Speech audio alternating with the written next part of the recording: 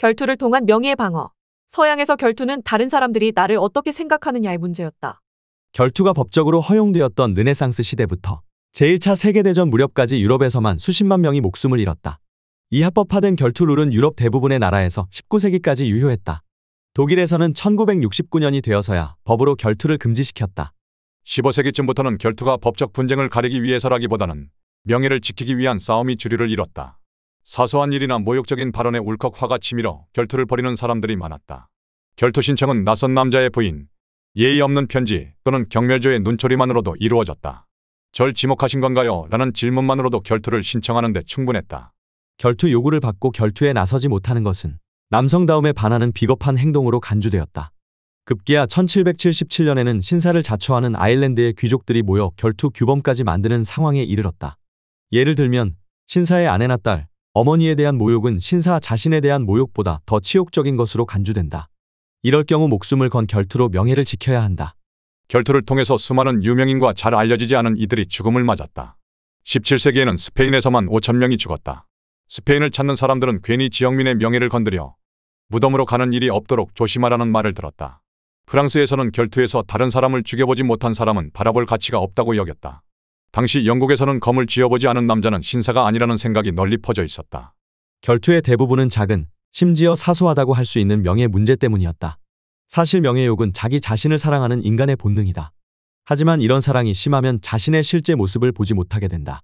연인들이 무턱대고 사랑하는 사람을 예쁘게만 보는 것과 비슷하다. 이렇게 사랑에 빠진 사람들은 정확한 판단을 하지 못한다.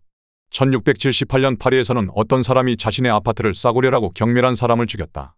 1702년 피렌체에서는 단테를 이해하지 못한다고 비난했다는 이유로 한 문인이 사촌의 목숨을 빼앗았다.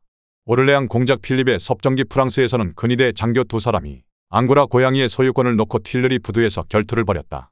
1856년 베를린에서는 7아이의 아버지이며 경찰총장이기도 했던 52세의 프리드리히 포닌켈테이조차도 결투에서 총을 맞고 숨을 거뒀다.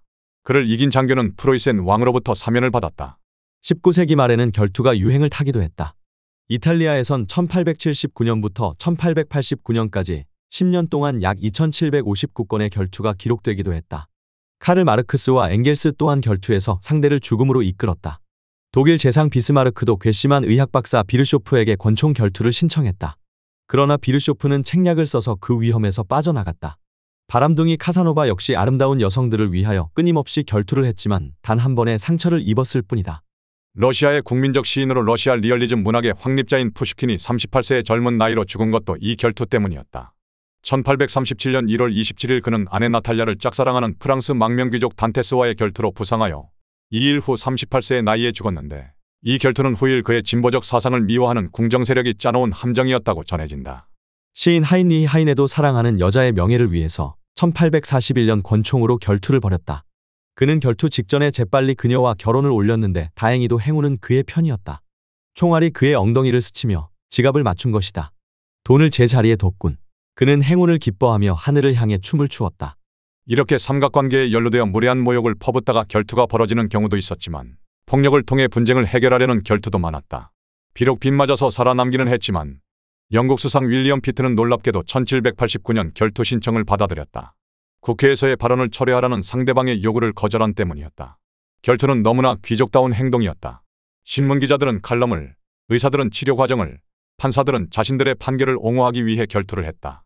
반면 근대 미국에서의 결투는 유럽 사람들에게 자신의 상대가 사형 판결을 받게 될 가능성이 없기 때문에 결투한다고 조롱받았다. 실제로 미국 남부의 인구 1만 5천 명도 되지 않는 작은 마을에서 1000여 건이 넘는 살인사건이 발생했다는 기록도 있다. 명예가 발단이 되어 1860년대부터 두 세대 동안 마을 이웃들 간에 서로를 죽고 죽였던 이 수많은 폭력사건들은 법정으로 넘어간 일도 거의 없었다. 수많은 정치인들도 선거운동, 재산권 그리고 무엇보다 노예제도 때문에 결투를 했다. 실제 미국의 역사책에는 결투를 한 수많은 상원의원, 하원의원, 정부 관료들이 열거되어 있으며 앤드류 잭슨 같은 대통령까지 기록되어 있다. 선거운동을 하는 언론인들은 자신들이 명예를 훼손한 상대 독자와 자주 결투해야 했다. 어떤 19세기 샌프란시스코 편집인은 자기 문에 다음과 같이 메모를 꽂아 두기까지 했다. 기부금은 9시에서 4시까지 접수하며 결투 신청은 11시에서 12시까지만 받습니다. 미국의 링컨 대통령도 젊은 시절 결투 신청에 휘말려 죽을 뻔했다. 링컨은 인디아나 주에 살 때부터 시비를 가리고 잘못을 지적하고 비평하기를 좋아했다. 그래서 종종 편지나 시의 형식을 빌려 다른 사람의 잘못을 풍자하곤 했다. 그리고 이렇게 쓴 편지를 일부러 그 사람이 지나다니는 길에 떨어뜨려 놓기도 했다. 링컨이 일리노이 주 스프링필드에서 견습 변호사로 일할 때까지도 이런 습관은 여전했다. 1842년 가을, 링컨은 당시 그 지역에서 가장 유명하고 오만한 정치인이었던 제임스 시어스를 비난하는 글을 익명의 편지 형식으로 신문에 실어 그를 완전히 웃음거리로 만들었다. 시어스는 크게 분노했고 결국 이 글을 쓴 사람이 링컨이라는 사실을 알아냈다. 시어스는 곧바로 말을 타고 링컨을 찾아가 결투를 신청했다. 링컨은 결투를 좋아하지 않았지만 어쩔 수 없이 받아들일 수밖에 없는 상황이었다. 이들의 결투는 말을 타고 칼을 휘두르는 방식으로 결정되었고 링컨은 웨스트포인트 출신의 지인에게 검수를 배우며 목숨을 건 결투를 준비했다. 그러나 다행히도 결투가 벌어지기 바로 1분 전 제3자에 의해 결투가 저지되었다. 큰 키에 긴 팔로 마구 칼을 휘두르는 링컨의 모습을 보고 결투 상대가 겁을 먹었다는 일화가 전해진다. 만약 결투가 중지되지 않았다면 분명 둘 중 한 명은 치명적인 상처를 입는 최악의 상황이 펼쳐졌을 것이다. 결투는 항상 명예의 문제와 관련된다. 그러나 명예라는 것은 이전에도 그리고 현재에도 명확하게 정의되지 않는 개념이다. 결투하는 사람은 다른 사람들이 자신을 어떻게 생각하느냐에 맞추어 자신을 바라본다. 주위 사람들이 겁쟁이거나 실패자라고 경멸당하거나 수치스럽다고 바보이거나 나약한 사람이라고 생각하면 자신의 눈에도 자신이 마음에 들지 않는다. 그의 자기 이미지는 다른 사람들의 눈에 좌우되기 때문에 사람들 마음에 자신에 대한 좋지 않은 생각이 자리 잡는 꼴을 보느니 차라리 총을 맞거나 칼에 찔려 죽는 쪽을 택한다. 당시 어느 사회에서나 지위, 더 구체적으로 말하면 명예의 유지는 모든 성인 남성의 1차적 과제가 되었다. 19세기 초 미국의 어머니도 이 대열에서 예외는 아니었다. 다 죽고 유일하게 하나 남은 아들보다도 중요한 것이 명예였다. 총격전에서 부상을 입고 고통으로 신음하고 있는 아들에게 그의 어머니가 달려들어 뺨을 때리며 외쳤다. 그만, 내 형처럼 남자답게 죽어라. 명예를 추구하는 것은 자신의 장점을 지나치게 높게 평가하는 행위이다. 전통적인 그리스 사회에서 명예는 티메라고 불렀고 조선시대의 양반 사회에서는 채통을 차린다는 표현을 썼다. 이슬람 사회에서는 샤라프라고 불렀고 힌두인은 이차트라고 불렀다. 어느 경우에나 명예를 지키기 위해서는 당연히 폭력도 불사해야 한다고 여겼다. 전통적인 스페인 공동체에서 명예를 얻으려면 용감하고 경제적으로 가족을 돌보고 아내에게 권위를 유지하여 아내가 다른 남자와 새롱거리며 농담을 하거나 동침을 하지 못하게 해야 했다. 자신이 규범을 지키지 않는 것도 불명예지만 다른 사람으로부터 받은 모욕에 목숨을 건 결투로 대응하지 못하는 것도 불명예였다. 명예의 문제에 고통스러워하는 것은 현대인들도 마찬가지이다. 우리도 성질 급하게 결투에 나서는 사람들과 다를 바 없을지 모른다. 강남 아파트 가폭 등에 미칠 것 같다든가 패배자로 느껴지는 감정 등이 바로 그것이다. 결투란 우리가 사회에서 차지한 지위의 문제에 대한 예민한 감정적 대응을 보여주는 사례일 뿐이다.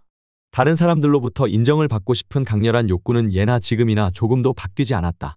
경제적 지위의 패배에 대한 두려움은 우리를 괴롭힐 수 있다. 마찬가지로 누구나 재벌이 될 수 있고 대통령도 될 수 있는 능력주의 사회에서 지위를 부정당할 때, 예를 들어 일에서 어떤 목표에 이르지 못하거나 삶의 질에서 가족을 제대로 부양하지 못한다고 느낄 때 괴로움에 시달릴 수 있다. 패배자가 되는 것에 대한 두려움 때문에 괴로움을 당할 수 있다. 낮은 지위를 강요당할 때, 예를 들어 일에서 어떤 목표에 이르지 못하거나 가족을 부양하지 못할 때, 우리는 과거 명예 문화의 구성원과 똑같이 괴로움에 시달릴 수 있다. 이 비디오가 유용했다면 좋아요와 구독 버튼을 눌러주세요. 건강한 삶을 위한 더 많은 팁을 공유할 테니 계속해서 저희 채널을 지켜봐 주세요. 감사합니다.